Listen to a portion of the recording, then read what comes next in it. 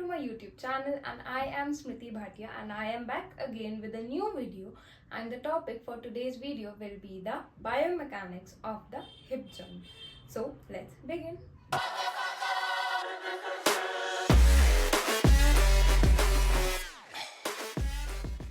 तो जो हमारा हिप जॉइंट होता है उसके अंदर हम बायोमैकेनिक्स में बेसिकली जो चीज़ें पढ़ने वाले हैं, सिर्फ हिप जॉइंट नहीं, हम हर जॉइंट के अंदर biomechanics of the hip joint हो, शोल्डर जॉइंट हो, कोई भी जॉइंट हो, उसमें हम काइनेमेटिक्स और काइनेटिक्स पढ़ेंगे। मैंने आपको बताया था बायोमैकेनिक्स में सबसे इम्पोर्टेंट क्या होता है।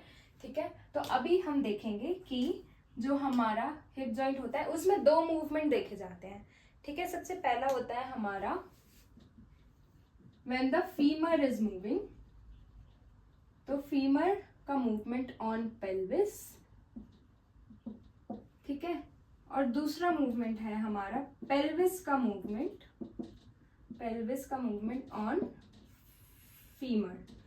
ठीक है, तो जो हमारा फीमर का पेल्विस पे मूवमेंट होता है इसको भी हम दो पार्ट्स में डिवाइड कर लेंगे। एक होगा हमारा ऑस्टियोकाइनेमेटिक और एक होगा हमारा आर्थ्रोकाइनेमेटिक। ठीक है, इसको अभी इरेज कर देते हैं तब तक के लिए। पहले हम फीमर का मूवमेंट पढ़ेंगे ऑन पेल्विस। ठीक है, ऑस्टियोकाइनेमेटिक में हमारे फीमर में कितने वो प्रेजेंट होते हैं मूवमेंट? 6 होते हैं टोटल। पहला होता है हमारा फ्लेक्शन, सेकंड है एक्सटेंशन, थर्ड है एबडक्शन, फोर्थ है एडक्शन, फिफ्थ है medial rotation and the sixth one is the lateral rotation. ठीक है, फ्लेक्शन कब होगा? जब हमारा फीमर मूव्स एंटीरियरली। ठीक है, femur moves anteriorly, it is flexion. Femur moves posteriorly is extension. Femur moves away from the body is abduction. Femur move towards the body is adduction. Femur is rotating internally, that is medial rotation, and if the femur is rotating laterally, that is the lateral rotation of the femur. इसको हम ऑस्टियोकाइनेमेटिक्स में count करते हैं। इनकी अलग अलग ranges भी होती हैं। तो जो हमारा फ्लेक्शन होता है उसकी रेंज होती है अप टू 90 डिग्री। ठीक है, फ्लेक्शन आगे की साइड जा रहा है हमारा फीमर। एक्सटेंशन की रेंज होती है हमारी 20 to 30 डिग्री। एबडक्शन की रेंज होती है हमारी, abduction is 45 to 50 degree. Adduction की रेंज होती है अंदर की side, that is again 20 to 30 degree. Medial rotation और लेटरल रोटेशन की रेंज होती है हमारी 42 से लेके 50 डिग्री तक। ठीक है, ये सारा हो गया हमारा ऑस्टियोकाइनेमेटिक्स। ये सारा हमारा किसके अंदर आएगा? यहाँ हमारा आएगा ऑस्टियोकाइनेमेटिक्स के अंदर। अब हम इसकी आर्थ्रोकाइनेमेटिक्स समझते हैं। आर्थ्रोकाइनेमेटिक के अंदर हमारा कौन सा रूल लगेगा? कॉनकेव कॉन्वेक्स रूल लगेगा। कॉनकेव कॉन्वेक्स रूल याद है, अभी हमने पढ़ा था लास्ट वीडियो में। जो कॉनकेव कॉन्वेक्स रूल होता है उसमें क्या आता है हमारा, अगर हमारा कॉन्वेक्स सरफेस मूव हो रहा है कॉनकेव के ऊपर, तो ग्लाइडिंग जो होगी हमारी अपोजिट डायरेक्शन में होगी। ठीक है, तो अब साथ साथ देखते हैं। फ्लेक्शन में फीमर आगे की साइड जा रही है। फीमर कैसे है? This is femur, this is acetabulum, right? तो फीमर जो है that is convex. So if the convex surface is moving, convex surface, that is the femur is moving in flexion. Femur की बात हो रही है ना अभी। It is moving in flexion. Flexion में जाते time, so gliding will be in the posterior direction. ठीक है, extension के टाइम पे gliding will be in the anterior direction because the convex surface is moving on the concave surface, so gliding and sliding will be in the opposite direction. ठीक है, abduction के time पे बाहर की side जा रही है ना, तो जो हमारी ग्लाइडिंग होगी ना वो हमारी आएगी अंदर की साइड पे। ठीक है, एडक्शन में बाहर की साइड पे आएगी। मीडियल और लेटरल रोटेशन में भी हमारी अपोजिट साइड पे आएगी। ठीक है, ये सारी हो गई हमारी ऑस्टियोकाइनेमेटिक्स। और arthrokinematic, gliding sliding of the femur on the pelvis. ठीक है, अब नेक्स्ट आता है हमारा when the pelvis is moving on the femur. Pelvis कैसा है हमारा, पेल्विस का मतलब क्या हो गया, acetabulum is moving and the femur is stationary, femur is kept stationary. So अब नेक्स्ट मूवमेंट हम पढ़ेंगे पेल्विस की फीमर के ऊपर जो मूवमेंट होगी, मतलब जो हमारा फीमर है वो स्टेशनरी रहेगा, सिर्फ हमारा पेल्विस मूव करेगा, फीमर जो है वो स्टेशनरी रहेगा। ठीक है, तो सबसे पहले आता है हमारा anterior pelvic tilt. Anterior pelvic tilt कब होता है, जब हमारा ASIS जो है, दूसरे मार्कर से लिख देते हैं, ASIS जो है वो हमारा इंटीरियरली जा रहा है एंड इंफीरियरली जा रहा है। ठीक है, ASIS हमारा इधर प्रेजेंट होता है पेल्विक बोन पर। ठीक है, जब ये हमारा ASIS आगे की साइड और नीचे की साइड जा रहा है, मीन्स हमारा फीमर को स्टेशनरी रखना है हमने। ठीक है, तो हमारा ASIS जो है वो आगे की साइड जा रहा है, ये आगे की साइड जा रहा है ना, तो क्या हो गया, ये आगे की साइड जाके नीचे की साइड भी जा रहा है क्योंकि मेरी फीमर स्टेशनरी है। ठीक है, तो ये क्या हो गया हमारा एंटीरियर पेल्विक टिल्ट। ठीक है, पोस्टीरियर पेल्विक टिल्ट में क्या होगा, अपोजिट हो जाएगा, ASIS जो है वो पीछे की साइड जाएगा। ये वाला जो एक्शन है ये पोस्टीरियर पेल्विक टिल्ट का है, इसमें ASIS मेरा कहाँ जा रहा है, पीछे की साइड, पोस्टीरियरली एंड अपवर्ड्स। ठीक है, सुपीरियरली ऊपर की साइड आ रहा है और पीछे की साइड जा रहा है, पोस्टीरियरली एंड सुपीरियरली। तो ये क्या हो गया हमारा पोस्टीरियर पेल्विक टिल्ट। इसमें ASIS हमारा इंटीरियरली और इंफीरियरली जा रहा था, इसमें ASIS हमारा कहाँ जा रहा है, पोस्टीरियरली एंड सुपीरियरली।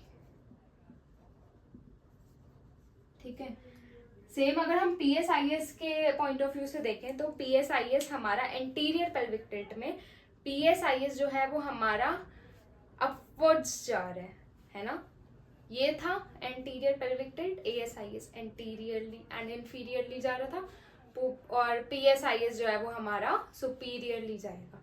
ठीक है, सेम अगर हम देखें पोस्टीरियर पेल्विक टिल्ट में तो PSIS जो है वो हमारा पोस्टीरियरली जाएगा और इंफीरियरली जाएगा, वाइस वर्सा हो जाएगा। ठीक है, उसके बाद आता है हमारा lateral pelvic tilt. Lateral pelvic tilt में क्या होता है हमारा कि हम सपोज एक पैर पर खड़े हैं, एक पैर पे खड़े होने की वजह से अगर मेरा दूसरा पैर जो है वो मैंने टच नहीं कर रखा ग्राउंड से, तो उससे क्या होता है हमारे जो पेल्विक में ना एक टिल्टिंग सी देखी जाती है, इसकी वजह से हमारा जो हिप है ना वो हाइक या ड्रॉप करता है, हाइक या ड्रॉप करता है। ठीक है, सपोज मैं अगर राइट पैर पे खड़ी हूँ तो मेरा जो लेफ्ट वाला हिप है वो क्या होगा, वो हाइक करेगा। ठीक है, वो ड्रॉप करेगा पहले, लेकिन ड्रॉप करने से बचाने के लिए मेरी जो इस साइड के एब्डक्टर्स मसल्स हैं वो उसको पुल करेंगी, तो वो हाइक करेगा। ठीक है, और अगर मैं लेफ्ट पैर पे खड़ी हूँ तो क्या होगा, मेरा राइट लेग हाइक करेगा। ठीक है, उसके बाद नेक्स्ट इसको हम बोलते हैं लैटरल पेल्विक टिल्ट, कि सारा हमारा जो बॉडी वेट है वो एक ही साइड पे जा रहा है, एक ही लिम्ब पर जा रहा है और उस वजह से दूसरे लिम्ब में हाइक या ड्रॉप हमें देखा जा रहा है। ठीक है, दूसरे साइड की हमारे जो एब्डक्टर मसल्स हैं उनकी वजह से।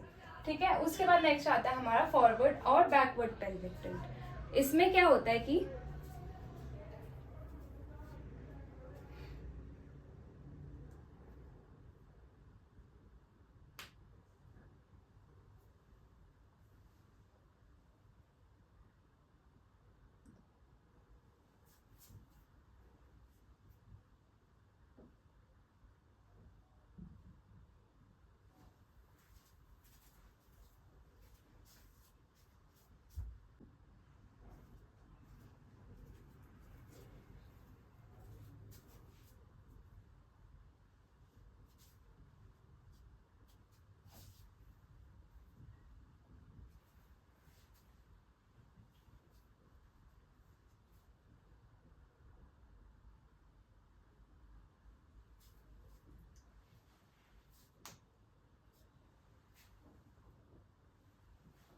जो हमारा ट्रांसवर्स प्लेन होता है उसमें देखा जाता है कि जो हमारा अगर हम एक पैर पर खड़े हैं, एक पैर हमारा वेट बियरिंग है और हम दूसरे साइड के पैर को आगे की साइड लेके जा रहे हैं, पैर को नहीं पेल्विस को आगे की साइड लेके जा रहे हैं, तो वो हो जाएगा हमारा anterior pelvic tilt, oh sorry anterior नहीं, फॉरवर्ड पेल्विक टिल्ट। ठीक है, सेम अगर हम अपोजिट हिप को मतलब नॉन वेट बियरिंग वाली साइड को पीछे की साइड लेके जा रहे हैं, it moves backwards, then it is known as the backward pelvic tilt. ठीक है, फॉरवर्ड क्या मूव हो रहा है हमारा, ASIS ऑफ अपोजिट साइड। ठीक है, ये मूव हो रहा है तो हमारा फॉरवर्ड और बैकवर्ड पेल्विक टिल्ट हो रहा है। इसमें लेटरल पेल्विक टिल्ट में हमारा क्या हो रहा था, ASIS एंड फीमर के बीच का डिस्टेंस या तो इंक्रीज होगा और डिक्रीज होगा, या तो इसकी वजह से क्या होगा, हमारा हिप जो है वो हाइक होगा या ड्रॉप होगा। नेक्स्ट आता है हमारा लेटरल पेल्विक शिफ्ट। इसमें क्या होता है, अब तक हमने ये दोनों देख लिया, ये यूनिलेटरल स्टांस में था, है ना, ये यूनिलेटरल स्टांस में था, ये भी यूनिलेटरल स्टांस में था। अब ये है बायलेटरल स्टांस में, बायलेटरल स्टांस मतलब दोनों पैर हमारे ग्राउंड के कांटेक्ट में है।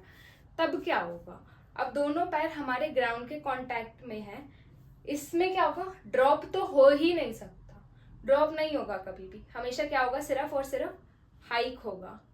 हाइक कब होगा, नी फ्लेक्स होगा, तो हमारा अपोजिट साइड का जो पेल्विस है, ASIS है, वो क्या होगा, हाइक होगा। तो इसमें हमारा क्या होगा, सिर्फ और सिर्फ ओनली हाइकिंग इन बायलेटरल स्टांस, इसको हम बोलते हैं लेटरल पेल्विक शिफ्ट। ठीक है, तो ये सारी मूवमेंट्स हो गई हमारी पेल्विस की ऑन द फीमर, जब हमारी फीमर स्टेशनरी है और हमारा जो पेल्विस है वो मूव कर रहा है। कहाँ कहाँ मूव कर सकता है, एंटीरियरली, पोस्टीरियरली। ठीक है, लेटरल पेल्विक टिल्ट एक पैर पे, ठीक है, forward and backward pelvic tilt एक पैर पे आगे या पीछे, उसके बाद लेटरल पेल्विक शिफ्ट दोनों पैर पे only hip hiking, this is hip hiking. ठीक है, तो ये सारे हमारे मूवमेंट्स आ गए, हमारा जो पेल्विस परफॉर्म करता है फीमर के ऊपर। ठीक है, ये सारी इसकी काइनेमेटिक हो गई हमारी हिप जॉइंट की, यहाँ पर खत्म। ठीक है, अब इसके बाद नेक्स्ट हमारा बचता है kinematics of the hip joint, वो हम नेक्स्ट वीडियो में कवर करेंगे। और अगर आप लोगों को ये वीडियो अच्छी लगी हो then please hit the like button below, subscribe to my channel, don't forget to comment in the comment section below and share it with your friends. So keep studying, keep learning. See you next time.